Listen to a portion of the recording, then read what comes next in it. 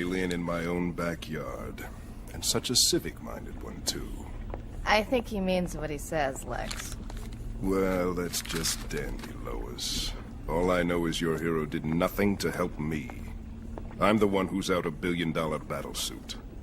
Actually, this could end up a silver lining in your pocket, couldn't it? What's that? Now that the terrorists have your prototype, the Pentagon is undoubtedly going to want you to build a bigger and better version for them. When all is said and done, this could net you a multi-billion-dollar windfall. Lois, it almost sounds as if your friend here is suggesting I should be glad my suit was stolen. You're very amusing, Mr. Kent, is it? Yes, I'll remember that. Nice work, Smallville. You're only the second person I've ever seen get under Lex's skin. Who's the first? Me, when I dumped him. Whoa. Ancient history. Anyway, what makes you think Lex might have been an accessory to the theft? I don't think it was a theft. I think he gave it away.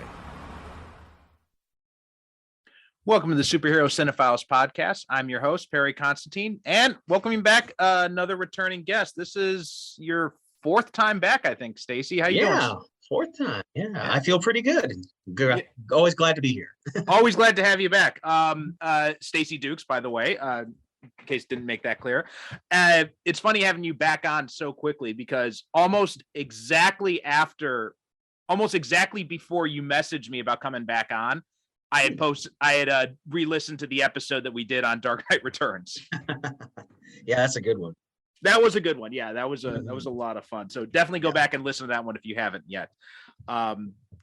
But today we're going to be talking about another animated movie. Although before we get into that, one of the things I've been doing lately, especially with returning guests, is kind of asking you guys what kind of thing is really kind of like grabbing your interest right now. It can be geeky related, doesn't have to be though, but what is kind of like, what are you getting kind of interested in now? Well, the recent Doctor Who special, The Power of the Doctor, I watched that. That was really fun. Jodie Whittaker's last bow as the 13th Doctor. And they're setting the stage for the return of the debut of the next fellow to play the character. I believe his name is Ncuti. I forget what his name is. Bear with me here. I'm man. I am not always hip to the jive. Ncuti Gatwa. He's going to be the next one, but the wrinkle is the end of the special. Do you want spoilers? Do you mind? I'm not a Doctor Who guy, so go not right a big ahead. Doctor Who guy. Yeah. Well, they have Jodie Whittaker have this epic regeneration sequence at the end of the adventure because it's her time to go, and when she finishes the regeneration sequence, it's David Tennant. Mm-hmm. And something has clearly gone wrong where he's like, I know these teeth. And then he looks at his outfit, which is kind of the same as his old outfit. He's just like, what? And so that's going to be the thread between Jodie Whittaker and Ncuti Gatwa is going to be a couple of the specials featuring David Tennant. So yeah, it's an interesting swerve to say the least. So I was pretty fascinated by that.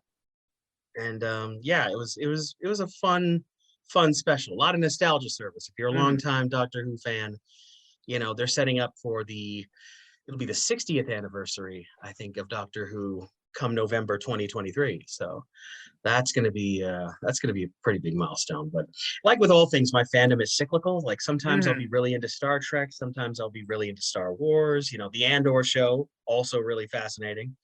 That is easily some of the best Star Wars I've seen in a while. That's what a lot of people have been saying. Yeah, because it's basically Tony Gilroy and Diego Luna, who not only plays Cassian Andor and produces it.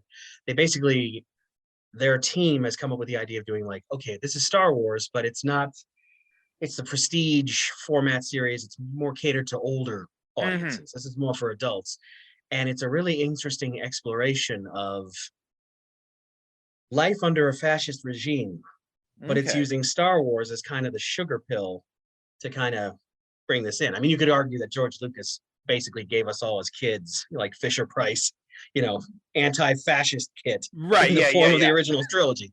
So, but yeah, this has been it's been a really fascinating series, and so yeah, so those things have been kind of on my mind. How about you? Anything grabbing you lately? So I just want to comment a few things on what you said Oh first. yeah, Yeah. I've been hearing so much good things about Andor because Mm.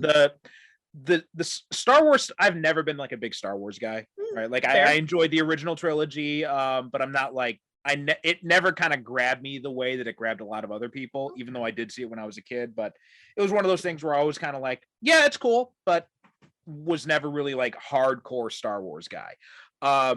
Same thing with like and so like some of the newer stuff Mhm. that's been coming out lately, like I love The Mandalorian. I watched like the Absolutely. first episode of Book of Boba Fett, and I didn't watch any Mhm. more after that because not because I didn't like Fair. it, but it just didn't. Again, didn't grab me. I didn't feel Grab the you. need. Mhm. I watched Obi-Wan and I like that.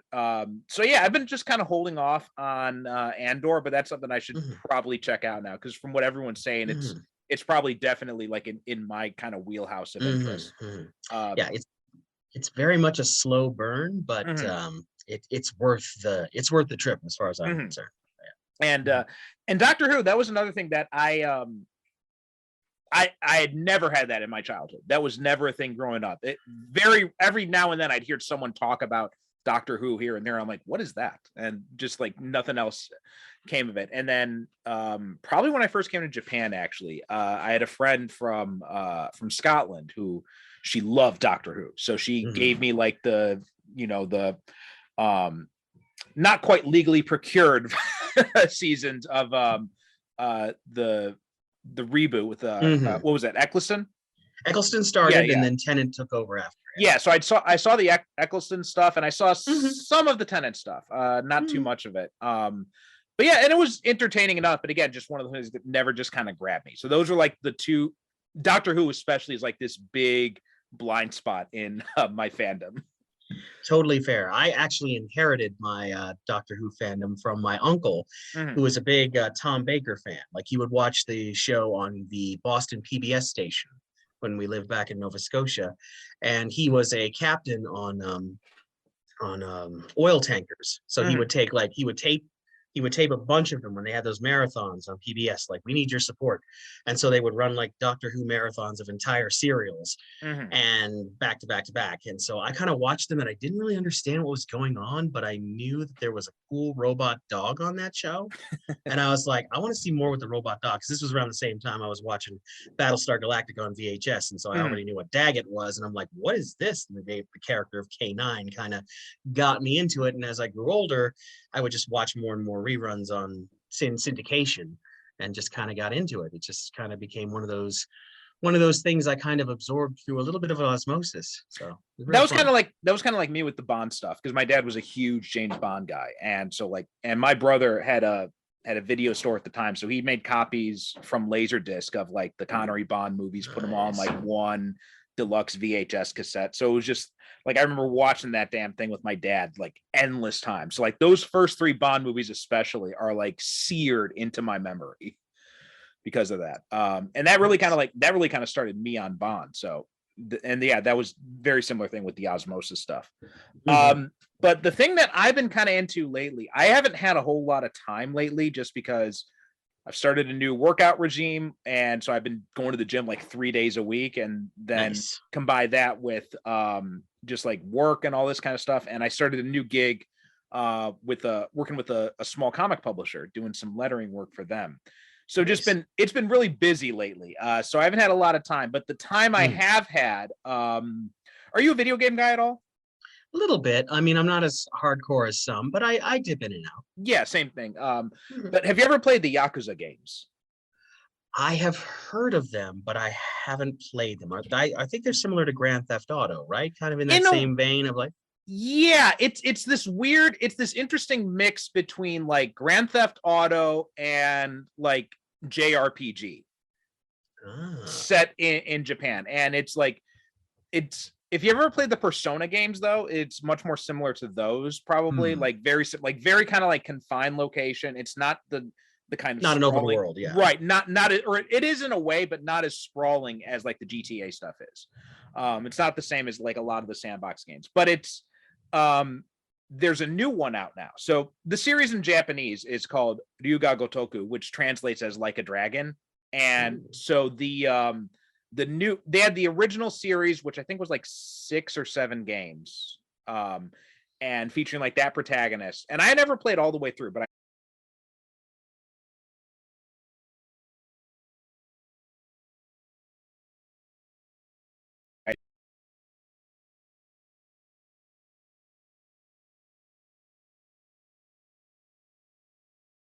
of the Japanese one. And so I've been playing. They had it for free as part of the PlayStation Plus subscription a few months back. So I got it, downloaded it.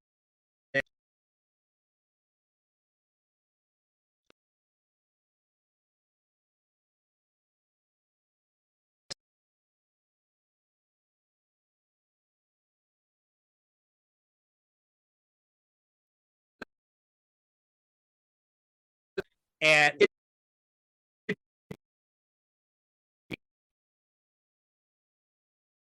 put them into this kind of bliss, over the top setting. So it's a lot of fun. Sounds interesting. Yeah, it is. It's really interesting. And so I've been playing that, dipping into that in and out over the past like 2 or 3 weeks or so. So that's kind of like been my thing since She-Hulk ended, because She-Hulk was my last big was really into. Yeah, the last big kind of streaming thing to follow, and it was quite interesting. I love that. Yeah, I love that. Oh, that was so much fun. But today we're talking, as usual, when we have you on, we're talking about a DC animated project, and you had an idea to, instead of talking about, it's not technically a movie, but in a way it kind of is. It's the first 3 episodes of Superman the Animated Series, which is a 3-parter titled The Last Son of Krypton, and it basically is kind of like a Superman origin story movie. Yes, I will argue that it is a technicality, as it was released on a clamshell VHS as a film that you could rent from Blockbuster. We'll allow. We'll allow. Counselor, I realize I'm on shaky ground, Your Honor, but please allow me to present this to the court as it is.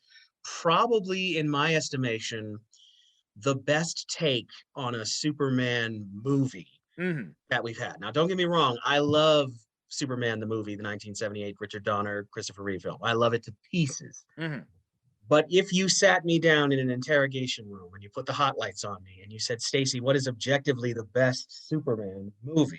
And you lined them all up, I have to say that as much as Superman the movie from 1978 might be my favorite, I think the best one is this one right here, and it's quite good in my estimation. See, that's a good question. I'm not sure what I would pick as the best one if we're having live action and animated stuff all together. I think I might lean more towards Superman versus the Elite, or Superman Unbound. I thought was really good too. Okay, Unbound, I've heard good things about. I've yet to pull the trigger on, so I might have to watch it sometime, and then see if I have to reorganize things. So, I mean, there's also All-Star Superman as well. That's All-Star Superman kind of exists off in its own thing, because it's so good. It's hard to. It would be like expecting that's a very particular kind of Superman. Yes. It's not as quite as. Like, if you're looking for more of a modern day take on Superman, then I would not give you All-Star Superman. But if you're right. That's it's a very specific type of Superman. Yeah, if I was, but I think it would probably be a toss up between Superman versus the Elite or Superman Unbound. For me, so let's go back and let's talk about Superman the Animated Series for a little bit. What's your history with this show? Oh man, like growing up in Nova Scotia, we were watching Batman the Animated Series for the longest time and having a great time with it, as of course Batman the Animated Series is one of the greatest of all. Yes. But when we heard that they were doing a Superman show, I immediately stopped dead in my tracks, because I am a huge Superman nerd. So I was stoked to watch it, and I watched it when it was coming out on TV. I believe it was part of that whole brief period of where the Warner Brothers shows were on Fox for some reason. Like, you would see them occasionally with the Fox Kids lineup or something similar to that, or Kids WB. Kids Yes, WB. Kids That WB. I and remember that. yeah, with Yeah. at least that's what it was Mhm. in my area. It was on Kids WB. Yeah, which Kids was on, WB. yeah. Yeah. And so we would see it there, and then eventually they packaged them both into the new Superman Batman adventures, because that was Right. around the time of season 4. And they did the world's finest movie with the redesigned Batman looks, which was pretty good. The Oh, Joker yeah. was a little janky. Yeah, but those yeah. those redesigns were weird because there were some that were Mhm. like completely on point. Like the Batman Mhm. design was such a step up. The Bruce Wayne Mhm. design too, such a step up. Like I hated that Mhm, mhm. frumpy brown suit thing. Yeah. Yeah. But when it came to some of the other ones, like Robin, I couldn't tell. I didn't understand why they took all the green out of his costume. I didn't like that, Mhm. and I also didn't like what they did to Tim Drake. It like that was just Oh, Jason yeah. Todd called and Tim Drake's my favorite Robin, so like that always Yeah. hurt me. Yeah, it was. And like yeah, some of the some of the villain designs were just off. Like you had Penguin was a nice redesign. They brought it back to the more Mhm. classic look. But like with the Joker, I don't know why they got rid of his red lips. They had the black eyes. They did I a nice merger when they brought him in on Justice League, though. That was the nice. Yes, that was like that the was a best nice version. combination of the creepier elements. The look for season 4 of Batman the Animated Series was interesting. It was a unique design, but ultimately I think it didn't serve. It made him a little too cartoony. Mhm. Like the Joker should always have this. He should always appear to be, fanciful, Right. but there should be this underlying current of menace that they got back to in Justice League. Yes, absolutely. But some designs were great. I mean, Scarecrow. They took Scarecrow was the one that I Scarecrow- was like really kind of because I like the design, but I don't feel that it suits that character.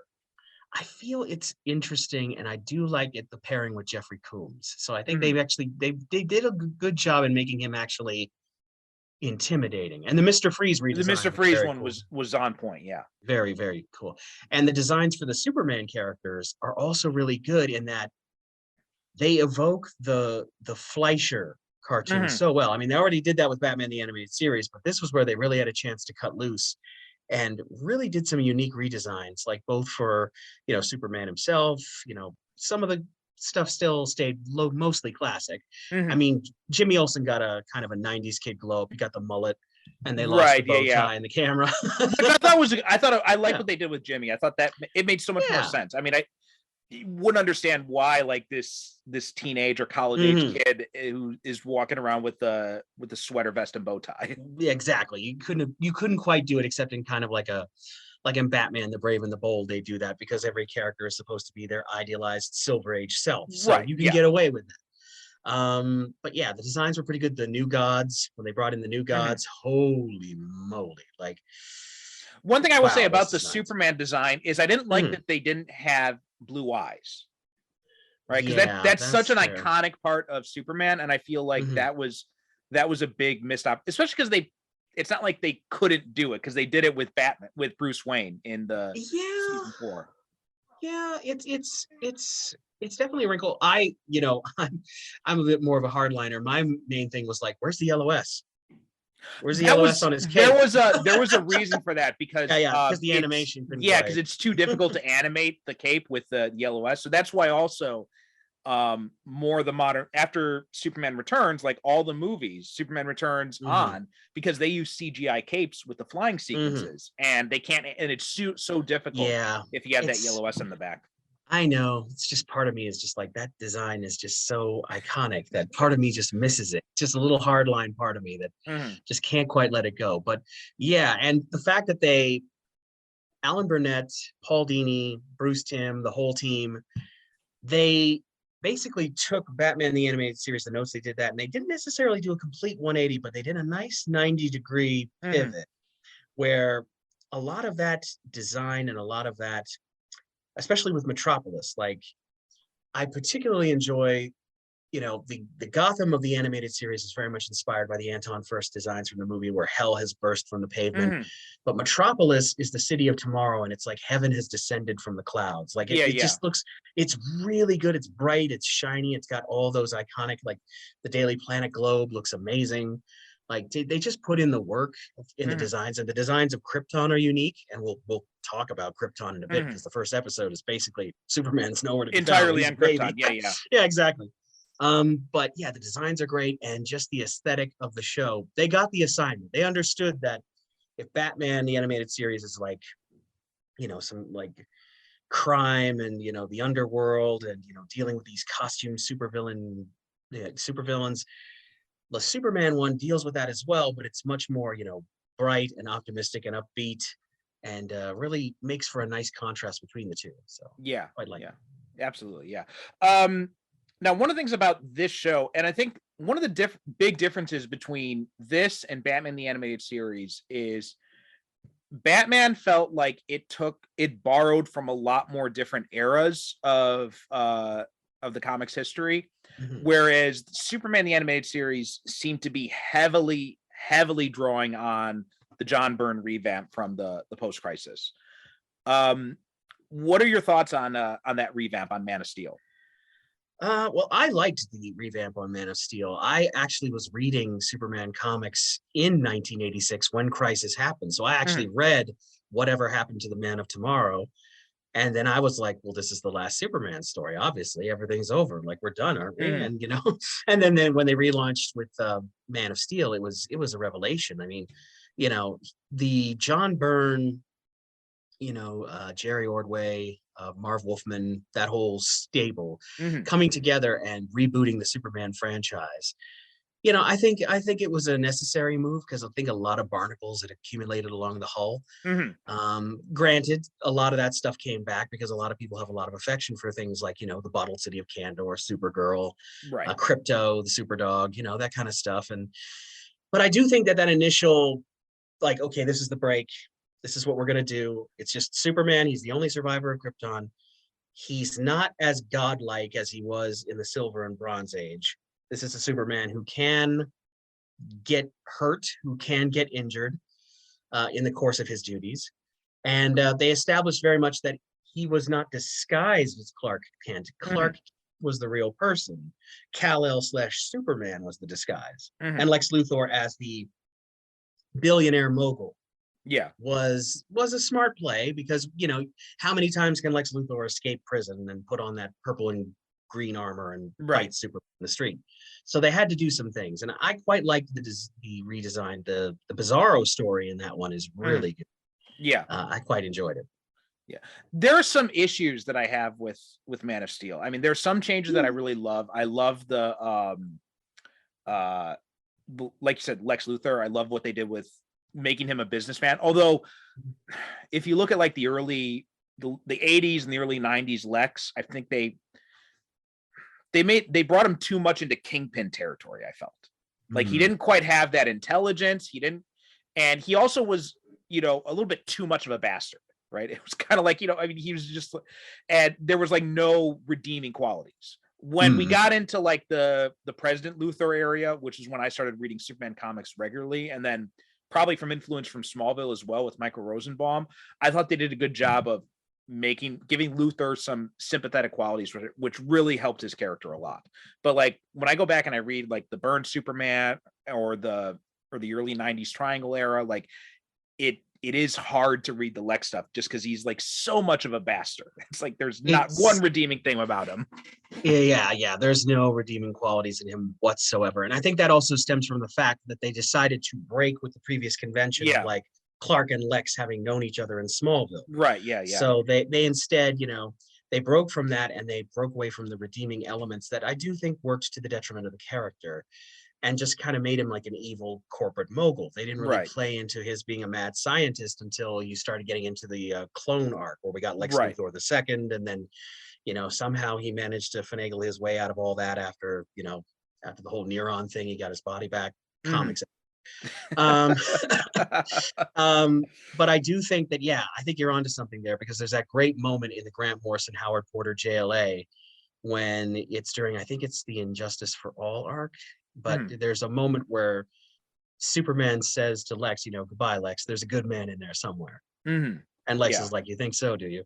And just like that relationship that they have, I've always felt, there's a great Superman story from the Further Adventures of Superman, which is a prose anthology. And Superman, he's at the end of time, near the end of time. And like, he asks one question of this Oracle, because he's been on a quest. And he's just like, will Lex and I ever be friends again? And the Oracle says one day. Mm. And it's just like, that's great. The tragedy of their friendship is one of the things that I think they brought back really well in Mark Waid's Superman Birthright. Yeah, I felt like yeah. Birthright, it didn't touch on it as much as I wish it Mhm. had. Like there was, it was because they had, and I think part of it just because they were so hamstrung by what was because it was supposed to fit into the existing continuity. Yeah, so you had a lot this of thing where like, gymnastics. so where Lex pretends like he was never in Smallville and he never knew Clark and all that kind of stuff. So that was taking things a little bit too far, I thought. But I like the idea behind it, though. This idea that they were friends before they had this connection, and I wish we could have.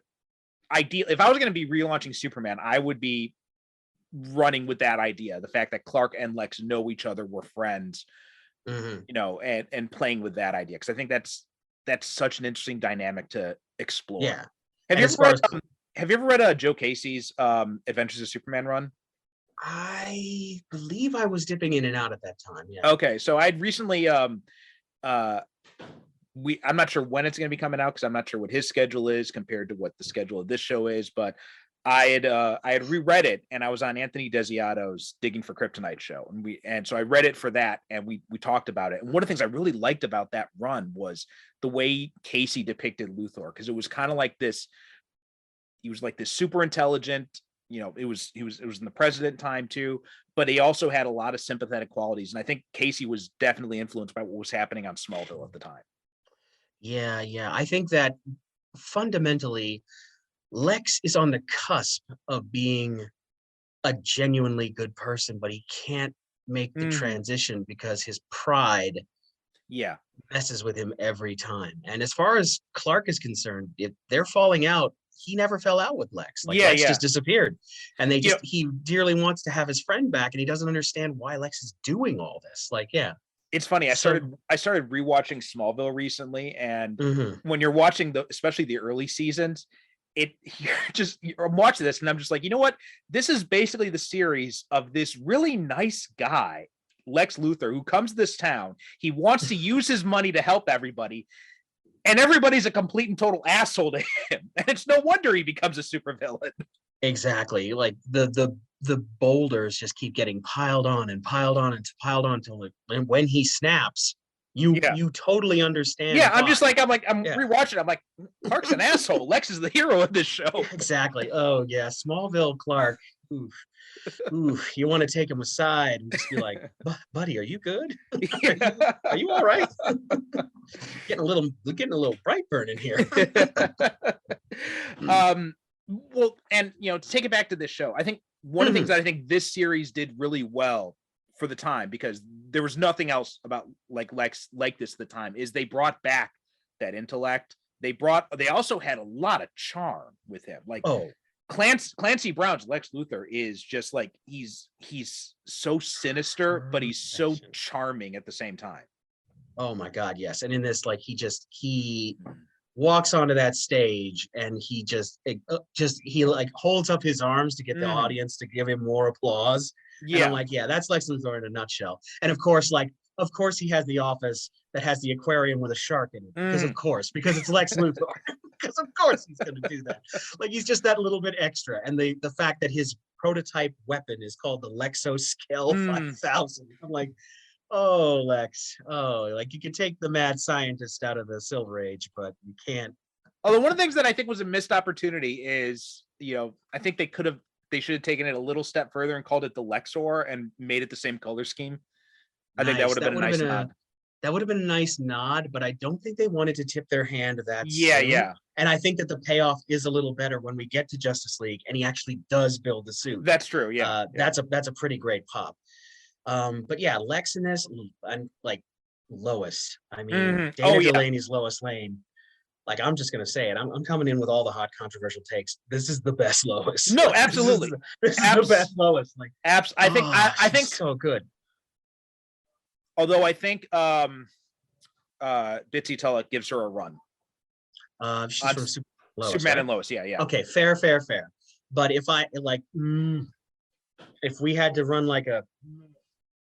like neck and it'd be neck and neck. It'd I be don't neck know. and neck. It'd be I neck don't. and I neck. don't Yeah, know. yeah. It'd be But yeah. anybody's ball game. Oh yeah, But- but like Mhm. well, going back to All Star Superman, when we covered that on the show, and I was rewatching it, the entire time I'm rewatching it, and I'm keep thinking, I'm like, oh wait, no, it wasn't that. It was Mask of the Phantasm, right? Because Dana Delany did the voice of Andrea Beaumont in that, and when I was watching it, I'm just like, that's Lois Lane. Mhm. This is really weirding me out now. Yeah, and it's weird because when we're going to get to World's Finest, you have to accept this. But when we get to that, we get Dana Delany and Kevin Conroy in another romantic entanglement. Yeah. So good, so good. But yeah, Lois is amazing. Oh yeah, and like one of my favorite moments in the animated series is and it's not these episodes, but it was the episode when Lana appears, and they get to the end of that episode, and Lana's like, and she tells him, she's like, you deserve, Clark, you deserve someone who's nice and caring. Then you've got Lois's voice booming over. He's like, hey, Smallville, get your butt in here. Their relationship is so great, and it develops so well over the course of the series. Again, this is another episode we won't talk about, but there's a whole bit where like, I don't get how you always manage to get these scoops, and Clark just crooks his finger and is like, well, actually, I'm secretly Superman, and I'm here just to look out for disasters, and then come in and rob you with a byline. And Lois Lane, without breaking a sweat, is just like, you're a sick man, Kent. And Clark's like, you asked. So great. One thing also, an issue I had with the Byrne revamp was I like the idea that Clark is the real person and Superman is the disguise. But one of the things I think that got lost in there is they made things too good for Clark. Right? Clark has like, he was a football star. He was, he's this ace reporter. He's got all these women falling all over him. Like you had Lana in high school who was in love with him. You had Lori when he was in university. You had this other reporter who had like worked with him in Europe or something like that. Like all these women are like falling all over themselves to be with Clark Kent. And he's just like, he's super confident, almost overconfident. And I feel like that it detracts something when Clark has things go that good for him. It's a bit like when Peter Parker becomes a billionaire. You're like, this can only end in fire, right? Which can only end in tragedy, which it did. Which the whole big time arc is sensational. But talking about Clark, I think the reason that they did that, what we're making Clark like, he's not mild mannered and beset upon like the Reeves Clark. They make him quiet and they make him investigative. Like they make him like that's what this series I think did a really good job. Like in the Byrne comics, he's just arrogant, and he's way too overconfident. He's way too brash, and I don't like that about Clark Kent. I think Clark Kent should be someone who you don't notice him, right? Yeah. He's kind of like he's always, and that's what makes him a good investigative reporter is the fact that you could be. You could be like Stringer Bell and being like, are you taking notes on a criminal conspiracy, tearing it apart? And then there's Clark Kent right over in the corner. He's like, goes over the trash can, picks it up. Right. Absolutely. You never realize he's there. That I think that's a good way. And I think it's a tragedy we didn't get to see more of Brandon Routh, because I think he played Clark kind of like that. He did Superman a really good job. Yeah. He had the balance between them just perfect, right? And it was at once an homage to Reeves, but very much kind of its own animal, and right? I think that sadly, I mean, well, because I think Reeves's Clark went too far in the other direction, where it's like he's bumbling and he's tripping over himself, and it's like you can't help but notice that guy. And in both cases, that kind of detracts from the purpose of the Clark Kent of Metropolis Clark persona. It's supposed to be. The way I look at it is there are three versions of him, right? There's the real Clark, there's the Smallville Clark, the guy he is with Ma and Pa, the guy he is when he's with Lois and the boys, or Boy in the comics. And then there's Superman, and then there's Metropolis Clark, and that's the mild-mannered reporter with the glasses and the slick back hair. And that's I think what the Byrne comics didn't have a good handle on. I think that plays into something that, maybe it was in the background, maybe it's just my read, but the Clark Kent of the Byrne era, the Superman of the Byrne era, is a guy who has had tremendous power thrust upon him and is kind of feeling that out. Like the first couple years of Superman's career in the post-crisis era, you watch him, kind of deal with the fact that, he gets the crap knocked out of him like Mhm. multiple times. Like he earns that humility. And by the time he joins the Justice League, by the time he becomes the Superman of the Death of Superman, I think that his character has evolved to an extent. So Mhm. I think that, and I think that with Superman the animated series, they wanted a confident Clark Kent because they didn't want to make it, if you'll pardon the expression, too cartoony. So they kind of Mhm. took their inspirations from George Reeves, Yeah. like in terms of he looks good in a suit, he's here doing his reporter shtick. And yeah, I think that's kind of the balance they struck. And I think they largely stuck the landing with I think they that. did too. Yeah, with this, because he's not overconfident, he's not too Mhm. arrogant. He's got a quiet confidence, Yes, he's got a and quiet confidence. like Yeah. he's in the background, and he's just. But then every now and then, he's got those little moments, like when Lois goes there and Angela says, "What your paper needs to send 2 reporters," and she goes, and then she notices there's Clark, and then she goes over to him. And she's like, "Hey, so." What have you got? And he's like, well, a shared byline, right? And he's got those moments when it just comes out of nowhere. And I think that's a Mhm. good way to do it. Yeah, the bit where he and we're kind of jumping all over the yard, but Mhm. the bit when he's in the penthouse and he explains to Luthor, like Luthor's mad that the Lexoscale got stolen, and Clark points out that this could be a surprising financial windfall for you. Mhm. They'll want you to build something. U.S. military will want you to build something even bigger and badder. And Lex is like, that was amusing. Kent, Mhm. is it? I'll remember that. Like, Mhm. just like such a great moment. And of course, if you notice, like the beauty of this series, this 3-parter is that it sets up things that pay off all throughout the Mhm. series. And every time that Luthor meets up with Clark, he always calls him Kent.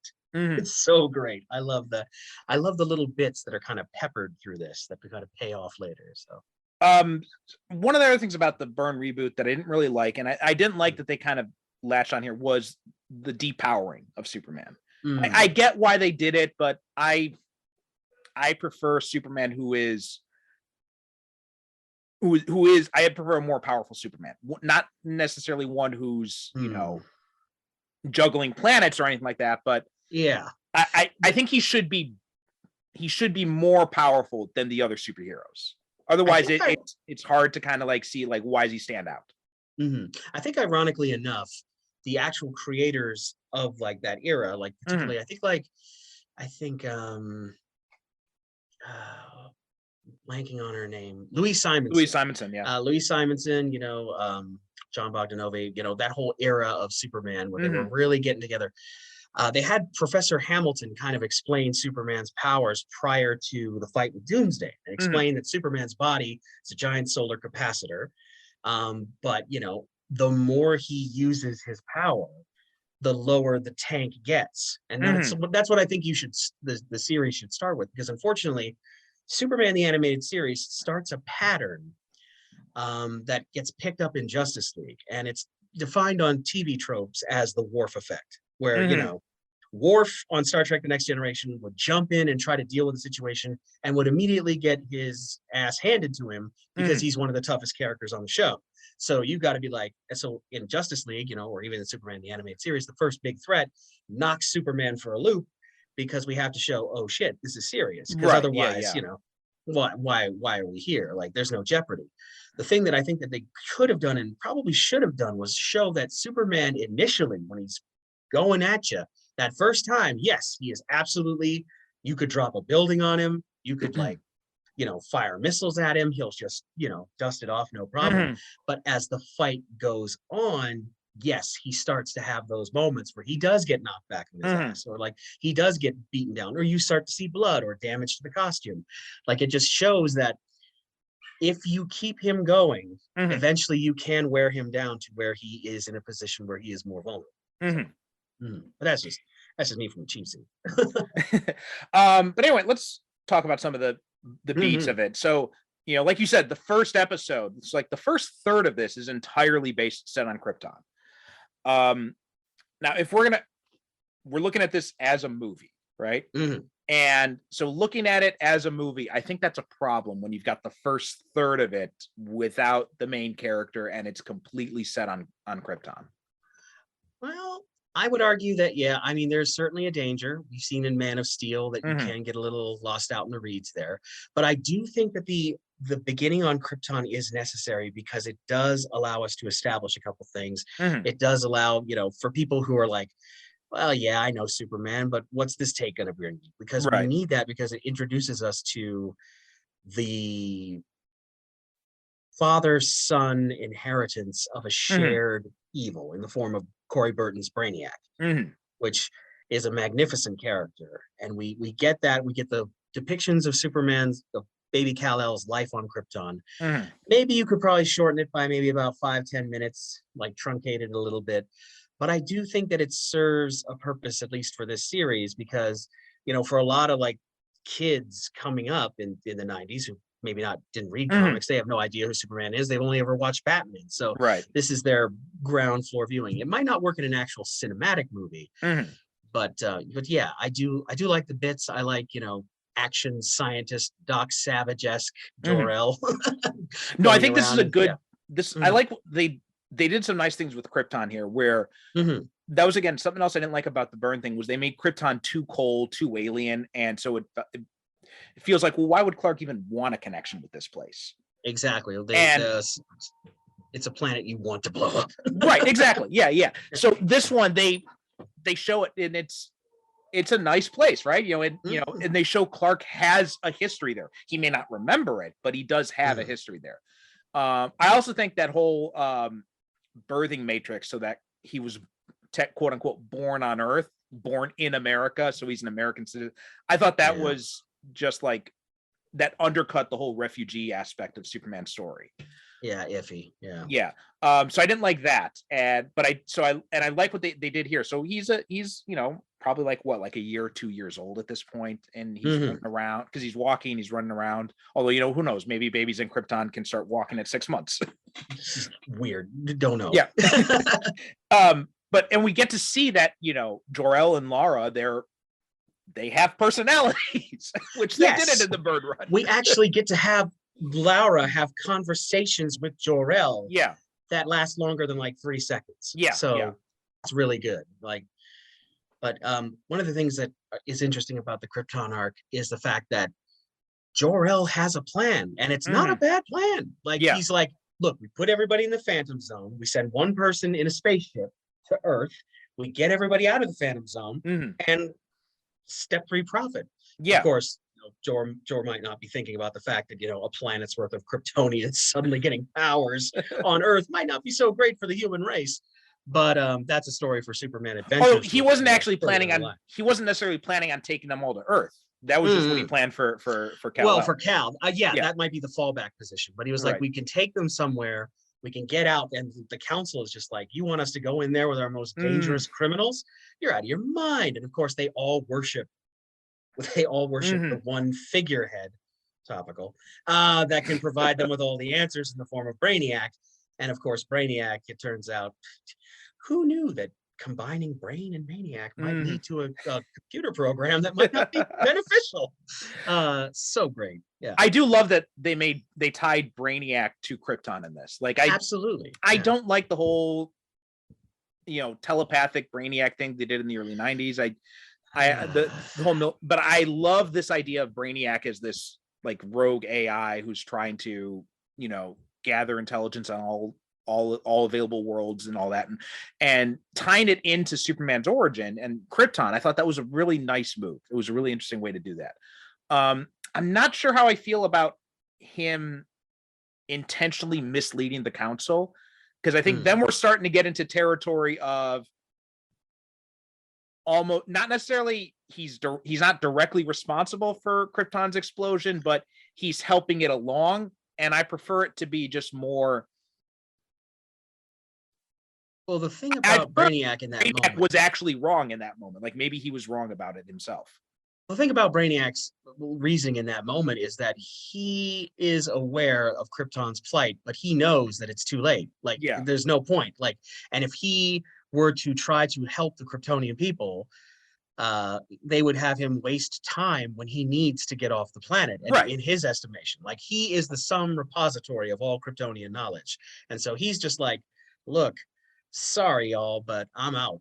I'll see you later. I totally understand his motivations. I'm just saying from my perspective, just from the storytelling point, I don't like the idea that the supervillain is somehow helping along this destruction. I prefer it to be just like completely unconnected from. I always hate those stories when they go back to Krypton and they're like, this was the villain who was responsible for it. I never like that kind of stuff. Yeah, Krypton does not need a murderer. Right. Krypton is just a natural tragedy. It's just something that happened. Now, could you argue that you could maybe reconfigure it a little bit and just be like, well, Brainiac was doing his biannual upload into the satellite network and then saw that Krypton was exploding and it was just like, well, nothing I can do, and just left. I would just put it at like, I would say that, if I was rewriting this, I would say that Brainiac sincerely believed that it was shifting the orbit and all that, and it wasn't actually going to lead to the destruction. And that Brainiac is actually wrong. Because I think that also enhances Jor-El's character too. The fact that he was smarter than the machine. And that also gives Brainiac a reason to hate Kal-El too. Because it's like this whole thing of like, you know what? The only person who ever outsmarted me was your father. Yes, absolutely. The one who got a one-up on me. Right. And I think that also gives like Brainiac a kind of personal motivation. I think that would be that's how I would do it anyway. Oh yeah, I mean, there's a case you could argue for that, sure. Yeah, definitely. And the whole escape from Krypton is a pretty powerful scene. Like Shirley Walker's music as they launch Baby Kal-El into space, and the planet just blows up, and there's that great line from Tony J playing Sev M. I think that's his name, but the fact that soldiers have like corraled him because they thought he was Jor-El escaping in a hovercraft. And so one of the soldiers is like, what is this, another one? And then Sev M is just like, no, the last one. And then the planet just explodes. And it's one of those moments where you realize that, like the episode goes to show that Krypton was a nice place. There were good people there, and they were all destroyed because you just watch as the planet just turns into this huge fireball of expanding green flame, and then there's that great image of like the rocket moving through the cloud and then bursting free, and then all these kryptonite rocks, like Superman is surrounded with death and then escapes into hyperspace. It's a great sequence, and I like the fact that the rocket doesn't crash; it actually just lands. Because of course they wouldn't strap their baby into a rocket and just hope for the best. They'd have some kind of automated navigation system that's like, okay, this is a good spot to touch down. We're just gonna land nice and gentle. Like, yeah, it's such a great sequence. You mentioned the theme, and I want to talk about the theme because I thought it was interesting how Batman the Animated Series used the Danny Elfman theme from the movies. And I never realized it before. But then last night it just hit me. I'm like, wait, why didn't they do the John Williams theme for this series then as the opening? I think that's one of those things where like Shirley Walker had originally composed the theme for Batman the Animated Series. It's actually the theme for Mask of the Phantasm. Like there's a shorter version that was originally on the soundtrack album that was supposed to be the one that would run at the top of the show. I think with this one, Walker was given the chance to just go for it. This was her thing, and I think Elfman at the time, he was of the, I think, no, this is a tale told out of school, so take it with a grain of salt the size of your desk. But apparently he was under the impression that Batman the Animated Series was going to be a prime time animated series, and so he would be looking at a lot of residuals for the for doing the opening theme, right? So he composed it and put it together for that, and then of course it went to daytime TV, and that's where history happened. I thought it was the same theme from the exact same theme from the Batman 89. No, it's actually kind of a riff on it, like the actual Batman the Animated Series. He composed an individual piece of music for it that's kind of thematically similar, but just different enough to get a like 60 to 90 second blurb for the right. Oh, okay, that's interesting. I never knew that. I always thought it was the exact same thing. Again, don't take me as gospel. Right. But yeah, so I always thought that, and but the Walker theme though is so evocative of the Williams theme. It's great because it does the same thing that John Williams does. It says Superman in the title. Well, even it has that. It even has that. Like in the Williams theme, they've got that. Right, Yeah. but they also have that when it goes slow and it has like that kind of like it has the same thing here. The same exact thing. It's like timed almost exactly. It's just different notes, but it's the exact same structure basically. Yeah, because Walker was probably like, well, everybody like John Williams already did it as good as it can Right. get done. So let me just do a riff on that theme. But she's designed that, like when she did the Justice League theme, she gave every hero their own distinct theme. There's a lovely video someone did when unfortunately she passed away, where they incorporated all the themes that she'd done for all the heroes. Each one, like the Flash gets one, Wonder Woman gets one, Green Lantern. It's all great. Like she really composed it to capture the essence of each character. And with Superman the animated series, it's big, it's bombastic, it's confident in a way that the Batman the animated series theme is more dark and kind of brooding. Right, and right. her version on it, yes, just so good. Yeah. See, and I think she touched on something that I think everyone who makes a new Superman theme needs to keep in mind, is that it needs to have that, like I think it was who did Zimmer did the score for Man of Steel. Decent enough music, but it doesn't have that bombastic thing where I'm like, if you're making a Superman theme, you don't have any horns in it, I think that's a problem. Exactly. Like, don't get me wrong, I like the drums, I like the riff, but Superman, when he shows up, that's when it's like, oh yeah, we're in for a show now, because here you go. Like, that was the one moment in Justice League where I popped. And when he showed up in the Whedon cut of Justice League in the full gear and the score kicked in, I popped like a WWE fan. I was ready. Let's go. The treatment of Superman in the Whedon cut, that is the only reason why I hold it above the Snyder cut, is just of its treatment of Superman. It edges out a little because Whedon, much like with Captain America, he gets Superman. He understands Superman. I'm like, no disrespect intended to Zack Snyder. He's there to play, and he did his Elseworlds, and there's no beef, there's no hatchets, but an objectivist can't really understand an altruist in the same way, you know? Exactly. I mean, he tries, but it's just not quite there. That's just me, though. Well, no, this is a different discussion, but exactly. Adam and I talked about this when we talked about Man of Steel, where it's like there's so much in there. It's like you're so close, but then you get into like the I let my father die part of it, and then it's just like, okay, now you're now you're losing the plot. Objection, Your Honor. Objection. Yeah. There's absolutely there's a dozen ways you could save him, but that's not where we meet the Kents here, and they are absolutely adorable. Yeah. Well, another thing too. One of the things I liked about the Byrne revamp is that they showed that Clark's abilities are developing naturally as he grows up. I think they kind of rushed that a little bit here, and I know it's probably because of the time constraints, but it's just like one day, all of a sudden, boom, he can do all these things out of nowhere. And I think I would have liked a little bit more, some sort of reference to the fact that there had been some build up to this stuff before that. Yeah, like in the actual comics, you do see that at one point, like Clark is chasing a puppy out into the cornfield, and Jonathan accidentally hits him with the combine thresher, and it's just like, oh God, Clark, and there he is, just fine. Yeah. His clothes are a little rumpled, but he's okay. And like there's another bit where like, hey, your purse is in the other room, Ma, and it's just like, well, how did you know that? Because he looked through the wall. You start to see the powers develop gradually, and I think that also with Man of Steel, they kind of jumped the gun on that too, because all the super senses just hit Clark at once. I think it was pretty good because they'd done I think maybe they did overwhelmed it too much at one point, but I did like the way they kind of rolled those out a little bit. Yes, and I do think that it develops gradually. I think Smallville did a great job of that, right? They had they had the ability, they had the benefit of 22 episodes a season, so you could do it, but still, like that whole idea of like, okay, so he's in high school now, he can run really fast, he's pretty strong. That I think it would have worked better if you'd had some sort of hint of this stuff already being there instead of all of them just suddenly developing in one day. Yeah. If it were me, and if I were redoing Superman the animated series for a new generation, I would get us to the point where he is in the Grant Morrison Action Comics run with Rags Morales, where he starts off able to leap tall buildings in a single bound. He runs really fast. He's next to indestructible, but he's not quite there yet, and he hasn't figured out that he can actually fly.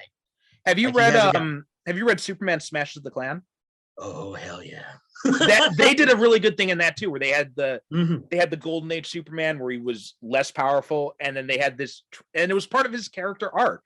Whereas Yeah, as yeah. he accepts more about his lineage and all that, his powers develop more. I really liked how they did that there. Yeah, and there's the bit where he runs on the telephone wires. That's Mhm. how he gets Yeah. across Metropolis so fast. I was like, that is genius. That is just genius. Like, oh man, a good hero like just knocked it out of the park with that, Mhm. Mr. Blue Yang. Such a good one. Such God, a good one. brilliant story. Yeah. Man, Yeah. you talk about it, an animated adaptation that I know. we need. I was just Like, about to say the exact same thing. We need an animated, oh man, an adaptation of that we need. just in And that animation style. Oh my god. also Can you imagine? Superman Up in the Sky that Oh, Tom yeah. King did. That one we definitely need Yeah. an adaptation Yeah, of that. that'd be a good one. Yeah. Me and King sometimes we're not always on the same page, but that one I'm like, all right, that'll do, King. That'll do. um Although one of the things I did like about what they did here is, and my problem with the Byrne stuff is, Superman's kind of abusing his powers in high school, right? He's becoming, and I know later on he says, well, my powers didn't develop Yeah. until, I'm like, come on, really, But Clark? you're still a brick You're wall, still dude. you're still winning all the trophies, and your powers never developed before, you think? Come on. Yeah, yeah. But I do think that bit serves the purpose because Jonathan has to take him aside and go, look, man, you are not from around here, and these abilities that you have, they're great, but you're using them to make people feel down. Like you're using it to put yourself forward. And that version of Clark needs to learn that first lesson. Like when he encounters the rocket, and more importantly, the kryptonite embedded in the rocket. That's where he starts to understand that he's got some limits, like even subconsciously. And there's that great bit that pays off later with John Corbin, aka Metallo, who's also in this, played by the incredible Malcolm McDowell, who crushes it. Like such smarm. Like love to see him. And again, as I was talking about earlier, the seeds that are paid off later. Oh, yeah. Because when Corbin comes back and undergoes his metamorphosis, he becomes one of the more tenacious villains on the show. He just wants to kill Superman because Superman, in his eyes, took everything away from him and Luthor.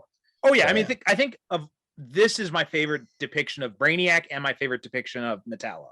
Like this show did such a good job of, first off, establishing those characters very early on, tying them to different aspects of Superman's origin story. Brainiac with Krypton, Corbin with Superman's first big adventure in Metropolis, and then bringing them back later. I thought that was brilliantly done, the way they'd worked them in. Yeah, and the genius of it is Corbin's origin makes him a threat to both Superman and Lex. Yes. And actually gives them a common enemy that they have to team up and defeat. Because, Corbin is just such a relentless machine, literally, at this point. Yeah. And in this one where he gets the Lexoskel and is just like wrecking shop. It's a nice forerunner for what will eventually happen because he is the man in the machine. Which we also saw in the Morrison Action Comics too.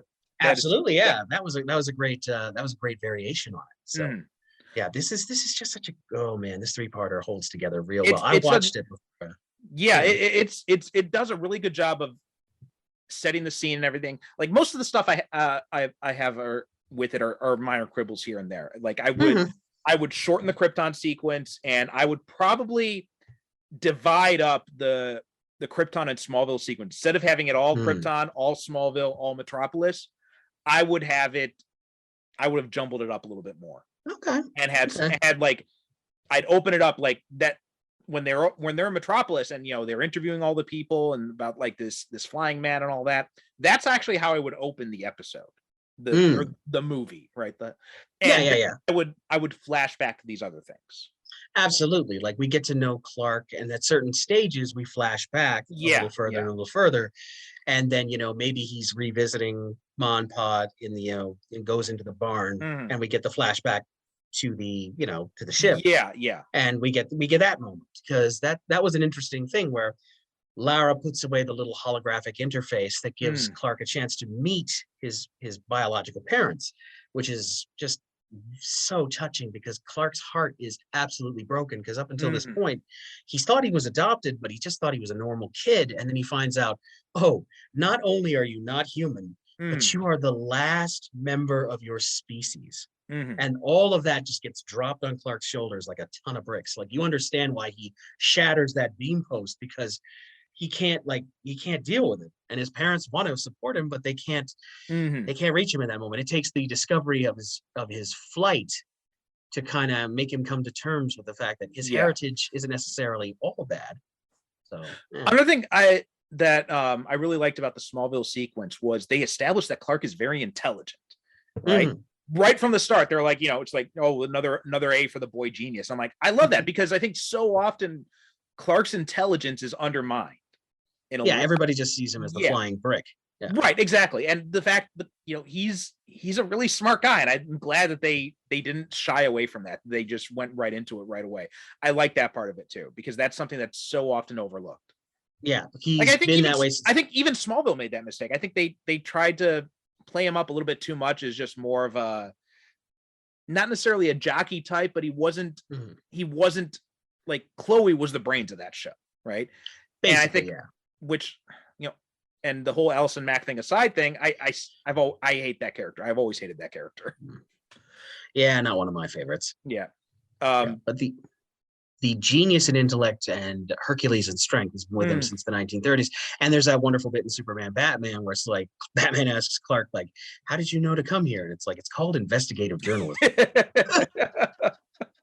Which I always like. Like, Superman is not quite the genius that his father was, but I do think that he takes mostly after his mother, who was a test pilot. Like, she's quick-witted. Like, he can put things together quickly and solve problems. Like, so that's one of the reasons that Superman always has, like, in the comics, there's always an inventive use of his powers. Like, I'll reflect my heat vision off this and hit that, and then, do that kind of stuff. Superman thinks on his feet, and everybody just tends to think of him as just this brick wall that just knocks through things and knocks things down. And I'm not saying that's not a fun time. I enjoy watching Superman beat up giant robots and, kryptonite visioned gorillas as much as the next guy. But, he's also a clever opponent, and he's pretty clever in this one too. Like, he gets some moments dealing with these bad guys, which are pretty clever uses of his power. Yeah. Oh yeah.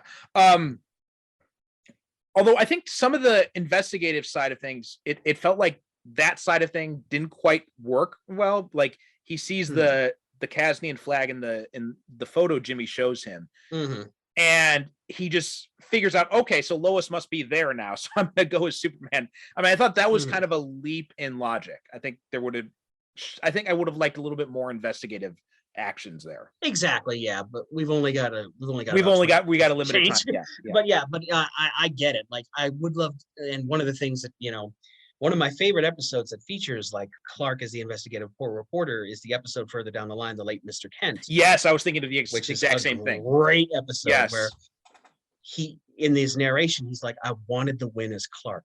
I wanted the win as Clark. So he like drives in a car and he goes to investigate the guy on death row. And then, of course, when the car gets blown up, he's in a situation. But he is that investigative journalist he's within the cusp of getting this guy off of death row. And that's when the corrupt dude steps in and tries to kill him. Like, he is a decorated investigative journalist and also a published novelist, if you read the comics. So he's a guy who has, there's a lot going on up there. It's not just, that's one of the things I love about that. I think that might be my favorite episode, because it's that pretty is good. If not my favorite, it's definitely up there. But it's so memorable because, and one of the things I like about it is that it shows that journalism is not just this thing Clark does as part of his mask or to keep his ear to the ground, right? It's something he actually likes doing. It's his actual calling. And just like the whole fact about like him, and I love the aspect of that this series touches on, the fact that he had traveled the world, being like, that's if I was doing a Superman reboot, like what I would do is I would definitely establish Clark as a conflict journalist, traveling around the world, being in all these different hot spots. And because I think that's one of the things I think Man of Steel missed the boat on, where they had him traveling the world, which I like that, but they didn't have him doing the journalism stuff. Right. Yeah, it was just kind of like, it's just at the end of the movie, he's like, well, I need a job where I can keep my ear to the ground. And that's Silver Age Superman. You don't need that in the modern day. No, not when everybody has a cell phone. Exactly. You got the world in your back pocket. Right. So Um, it has to be, if you're going to have Clark as a journalist, it has to be something he actually loves doing. It's something he has to be called towards, I think. yeah, and during that period where he's wandering, like he is a conflict journalist, and Mhm. weirdly enough, all those conflicts suddenly get derailed for some reason. Yeah, Like there's yeah. a series of weird accidents that happen that slow things down for the Again, oppressive force. Birthright, right? They handled that brilliantly. Absolutely, having him, travel the world and realize that maybe I want to be vegan because I see everything has a life force around it. That's really uncomfortable for me. Like very interesting stuff in that series, and this one, like I just appreciate that Clark manages to balance both the superheroics. Like Pa says it best. Like Pa Kent says it best. Like Clark Kent is there to help out, but Superman shows up every once in a while and he can take care of some things. You'll Yeah, have to yeah. juxtapose the two lives, which I I think also is like the note about, Martha saying, I don't want people thinking you're like that nut in Gotham.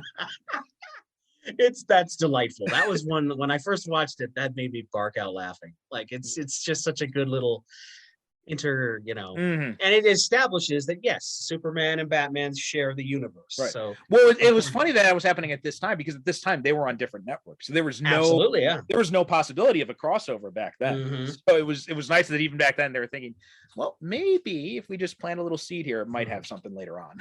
And then they would one of the arcs of the show is eventually introducing people that will show up later in Justice League. Green Yeah. Lantern, we got Aquaman, we got the Flash, like Mhm. just really, really fun stuff. And in these episodes, so many guns are hung on the wall in advance of what we're eventually going Right. to get. And Yeah. I think that's super great. And just so good. This show is, Mhm. I can't stress it enough. It's so good. Well, the last thing I wanted to talk about is Mhm. Tim Daly, his performance Oh, as yeah. Superman. So like, I love his Superman. I think Mhm. one of the issues I have is I'm not noticing a whole lot of differentiation between the way he voices Superman and the way he voices Clark. Mm. Yeah, you would think that, the disguise may fool people, but surely Lois Lane is not so thick as to Yeah. not recognize the difference in voices. So I think George Newbern, I think he did pretty well with the differentiation. I think his Clark had a little more of a higher register Mhm. when he played the character.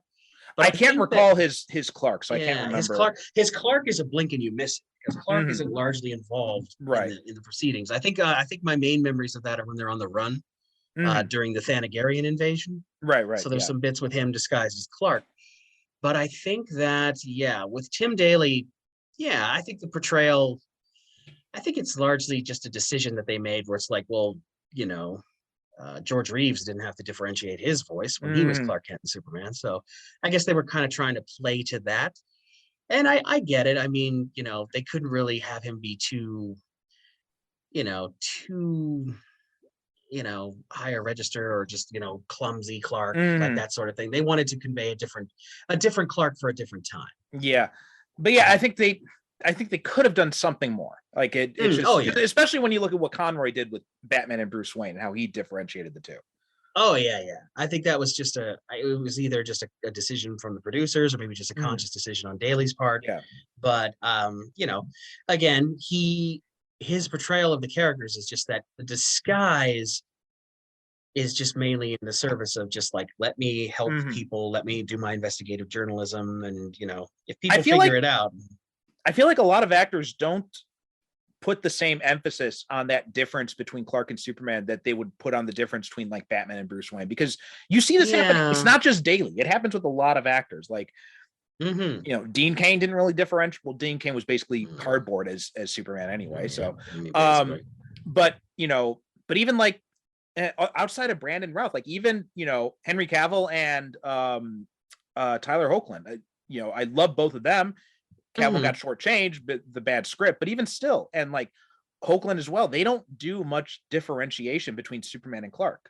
I think with Hoagland's Clark is just very enthusiastic and That, very yeah, up that, and very bright, whereas his Superman tends to be a little more grounded, a little more calm, a little more Mhm. sedate. yeah, I think that if I had to guess, I think that Clark really likes being Metropolis Clark, because then he can just really lean into his inner goober and just be just absolutely, you know, That is be something I love about Tyler Yeah. Hoechlin's Clark. He's such a dorky dad. he is such a dork dad, and he loves every second of it. Like, he loves being the dad with the dad jokes and like Yeah.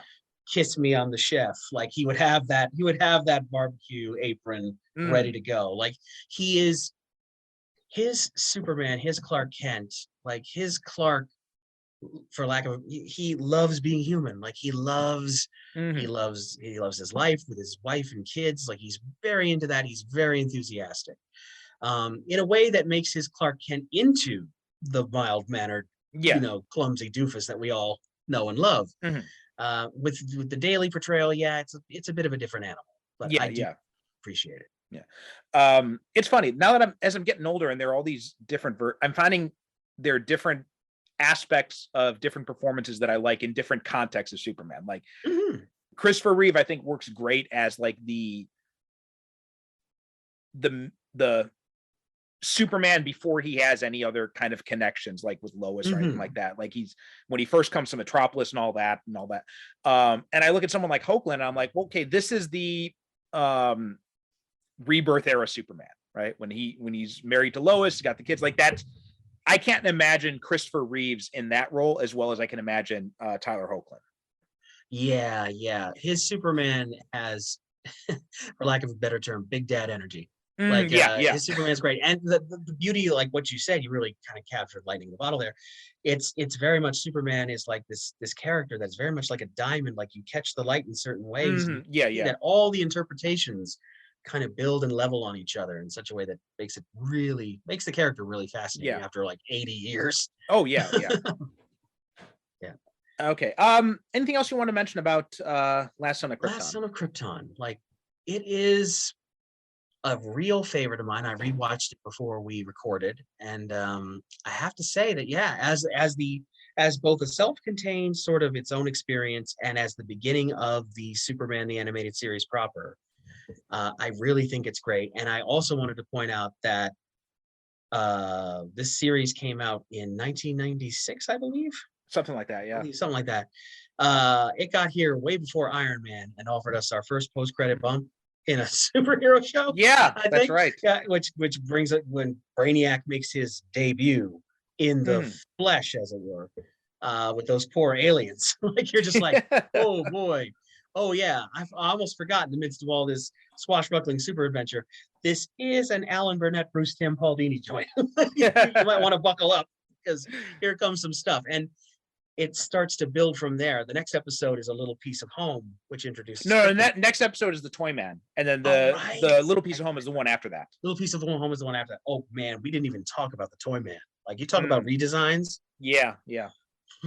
That one is genuinely creepy, and I think that one. Well, that was also such a, because especially when you were looking at what Toyman was being done with at the comics at the time, because that was when he was in that was when he was in child murder mode and all that. So and then they established that, like, Jeff Johns had to come in and go, no, that was an android that was specifically malfunctioning. Here's the real Toyman. We're all cool. We're all cool. But yeah, the design and the way he speaks, and like the storybook and all that. Oh my God. I think that is the creepieest Toyman, right? Is like that is the creepiest Toyman. Like, why hasn't that one made like the jump to like? I know like there was because like when Jeff Johns had done 1 year later, I think it was, there was like a Toyman, but it later was again an android or something like that. Comics, everybody. Yeah. Comics and comics shows.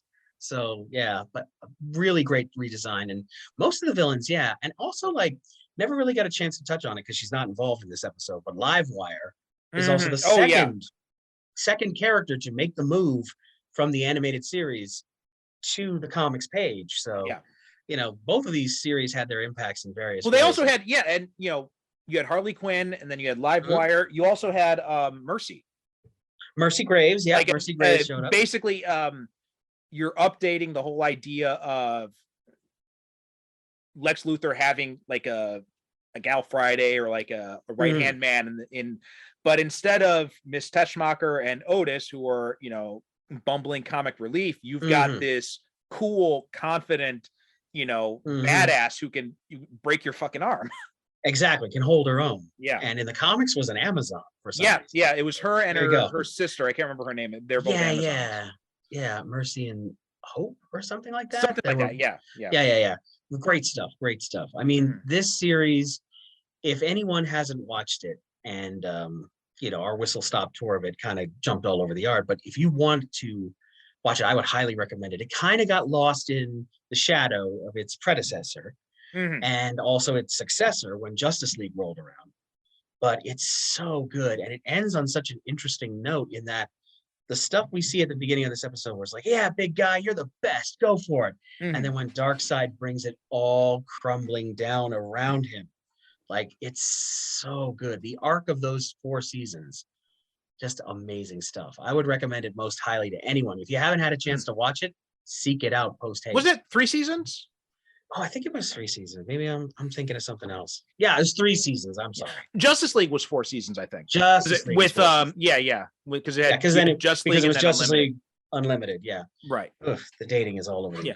The Batman 2 was basically 4 seasons. Like because the first season was Yeah. daily. So it was like 60 episodes in the first season. And Yeah. all the other seasons are like 10, 12 episodes. Pretty much, yeah. The first season was like, this is for syndication. It's like the real Ghostbusters. The first Right. season is like 60 episodes, and you're like, whoa, let's all take a breather here. But really great stuff in those. So But yeah, I mean, well, that first season did such a great job of, and the fact that it was all these, because you could watch that, it's got a Simpsons-esque quality to that, like that, or Seinfeld, where you could put it on, if you have them synced up in some app or something, and you put it on random, you'll never get lost. Right? No, Because each no, not episode at is all. very self-contained. Absolutely. And this is pretty similar to that. There's not really a lot of episodes that carry over from each other. So. Pretty similar. There's a little bit of carryover, like when A he, little bit. after he defeats Brainiac and he gets the fortress stuff and all that. Right. Yeah. Yeah. And the final arc, which is of course Right. when it all hits the fan. So Mhm. and sets the stage for Justice League and the George Newbern portrayal. Although I will say that one of the things I didn't like about, because I've been thinking about this a lot, because every time people talk about when Man of Steel defenders are defending that, they always bring up the Superman Shazam episode of Justice League Unlimited. Yes, the Clash. Yeah, I fucking hate Superman in that episode. I hate Yeah, what Superman he's is a gigantic dick in that. he's episode. such a dick, and he is just so Such a petty dick. and just like, I'm just like, I don't blame Shazam at all for not wanting to join the No. Yeah.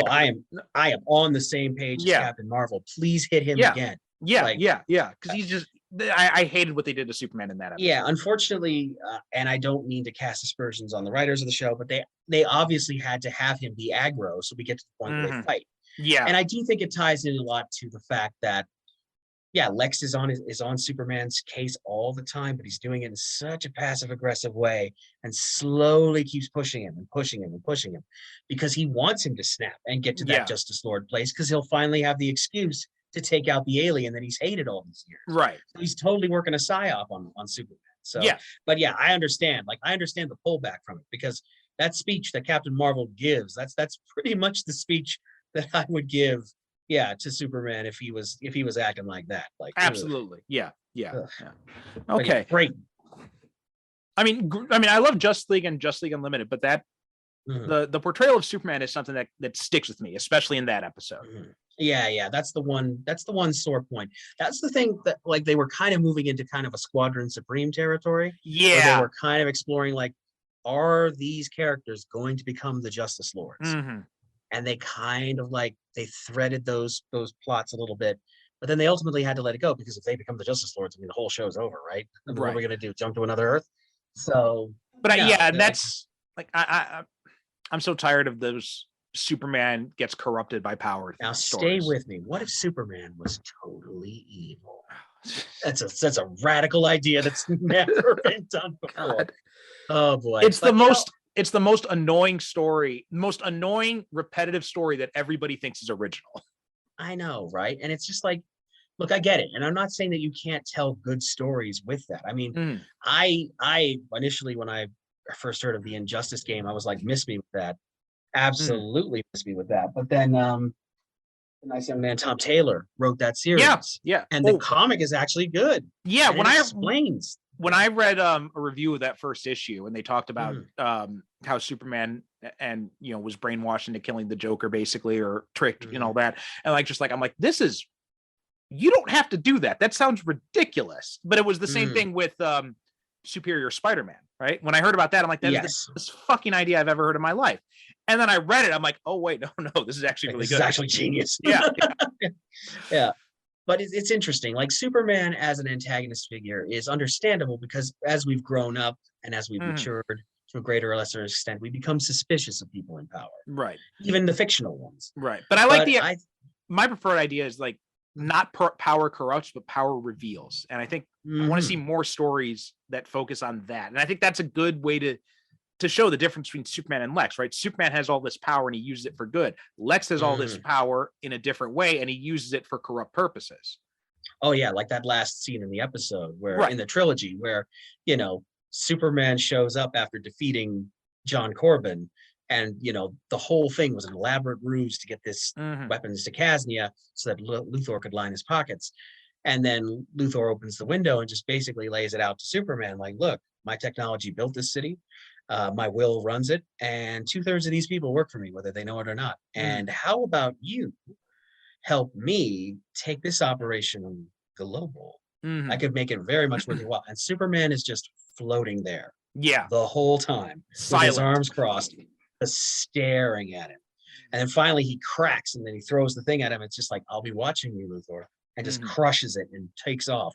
And that to me is just like their juxtaposition, like, Lex used to be the king of the hill, and now he's not anymore. And so that whole bit where he's like, I'm not finished with you. And so, that builds their relationship and really starts the whole juxtaposition. And that's the kind of Superman that I like, where he's this moral exemplar who points true north. That's my take on Superman. Yeah. Well, I like that. Taking it back to Supergirl and to Superman and Lois, when he confronts John about the fact that John's storing kryptonite, and it's like, and in a second he goes from like, nice, friendly Superman, everybody gets along with everybody, to being like very stern and serious. I love that. And also when he has a similar type of thing with Sam, and he tells Sam afterwards, he's like, you know what, about those kryptonite weapons. Sam's like, I know, I'm gonna destroy them. He's like, no, don't. And I'm like, that was that's Superman understanding that need for it. Exactly. He understands the need for contingency. In the comics, it's great because he takes Luthor's kryptonite ring and gives it to Batman. He's like, look, someday I could go insane. I could be mind controlled. I need to know that if things get bad, there's somebody out there with the power to put me down if it's that bad. And like, that's the beginning of when they truly start to become like brothers, because they're bonded over that. So good stuff. Okay. All right, Stacy, well, why don't you tell people where they can find you? Well, you can find me on the Fanboy Power Hour podcast. We release every Wednesday. My brother Ryan and I, we sit down, we talk about geek culture. And you can also find me on Twitter at StacyHD, STACY, H is in Harold, D is in David. And I just mostly post about nerdy stuff there too, and talk about whatever's on my mind. So by all means, feel free to swing by. Awesome. Well, thanks again for coming on. Always fun when you have you on back. Yeah. World's finest, everybody. Keep an eye out for it. Well, actually, we already did that. We did that one already. Oh, you did that one already? Yeah. Bummer. Yeah. But that it's real good. That was one of the first episodes we did with the new format after Derek's passing. Oh, right. Okay, cool. But watch this space. I'm sure we'll end up talking about it. We'll definitely have something else. Yeah. All right. That does it for this episode of Superhero Cinephiles. SuperheroCinephiles.com is the website. Super Cinema Pod on Twitter and Instagram. And don't forget, you subscribe to the Patreon. You get these episodes a week in advance. And you also get access to the Superhero Cinephiles Book Club companion podcast. And all that's at patreon.com/superherocinephiles. Thanks so much for listening, and we will talk to you next time.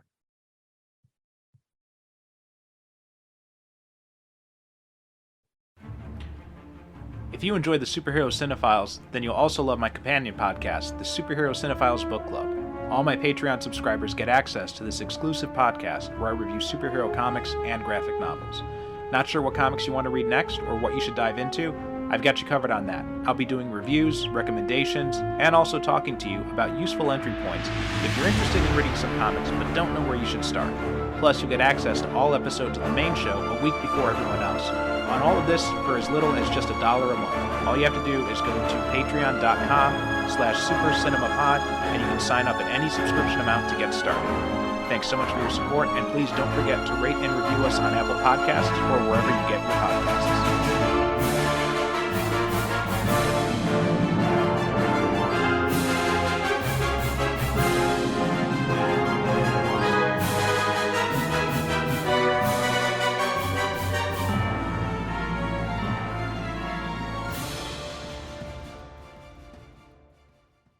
Thank you for listening. And as always, good night, good evening.